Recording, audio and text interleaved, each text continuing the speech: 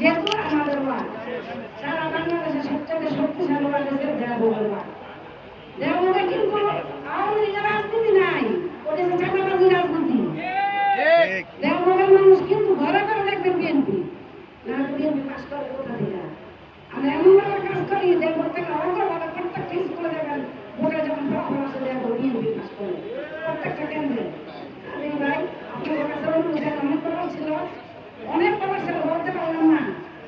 আমার ছেলের 46টা মামলা, আমি মহিলা মানুষের 8টা মামলা, এখন পর্যন্ত আমার মামলাগুলি শেষ হয়নি। আমি নেতা কাছে বলতে চাই মামলাগুলি দ্রুত শেষ হয়, তাই মহিলা গেলে যদি মামলা দ্রুত নিয়ে আসতে না যায়। আমি আমার বক্তব্য শেষ করছি। আল্লাহ অনেক বড় ছিল, খুব কষ্ট করলাম। কিছু যখন ডাক দিব, চুরি যখন ডাক দিব, সাকাল করে যখন ডাক দিব, ঝড়ের মতো বাড়ি থেকে বেরিয়ে গেল।